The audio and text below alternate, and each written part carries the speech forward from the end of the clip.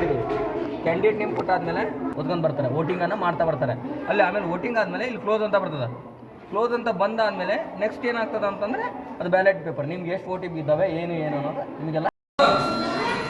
ಇದು electronic voting machine. ಮಕ್ಕಳಲ್ಲಿ election ಬಗ್ಗೆ, ಚುನಾವಣೆಯ ಬಗ್ಗೆ ಜಾಗೃತಿಯನ್ನು ಮೂಡಿಸುವ ಪ್ರಯುಕ್ತ ಈ ಒಂದು ಆ್ಯಪಿನ ಮುಖಾಂತರವಾಗಿ ನಾವು ಚುನಾವಣೆಯನ್ನು ನಡೆಸುತ್ತಿದ್ದೇವೆ. ಮುಖ್ಯಮಂತ್ರಿ ಸ್ಥಾನಕ್ಕೆ ಸ್ಪರ್ಧಿಸುವಂತಹ ವಿದ್ಯಾರ್ಥಿಗಳ ವಿವರ ಇವಾಗ ಏನು ಮಾಡ್ತೀವಿ, ಇದನ್ನು ಕ್ಲೋಸ್ ಮಾಡ್ತೀವಿ. ಕ್ಲೋಸ್ ಮಾಡ್ತಾ ನೋಡಿ ಏನು ಬರ್ತದೆ ನಿಮಗೆ, ಕ್ಲೋಸಿಂಗ್ ಅಂತ ಬಂತ ನೋಡಿ ನಿಮ್ದೆಲ್ಲ ನೋಡಿರಿ. ಕ್ಯಾಂಡಿಡೇಟ್ಸ್ 7 ಮೆಂಬರ್ಸ್ ಕ್ಯಾಂಡಿಡೇಟ್ಸ್ ಇದ್ದೀರಿ, ಅಲ್ಲಿ ತೋರ್ತದ 7 ಮೆಂಬರ್ ಕ್ಯಾಂಡಿಡೇಟ್ಸ್. ಶೋರಾ.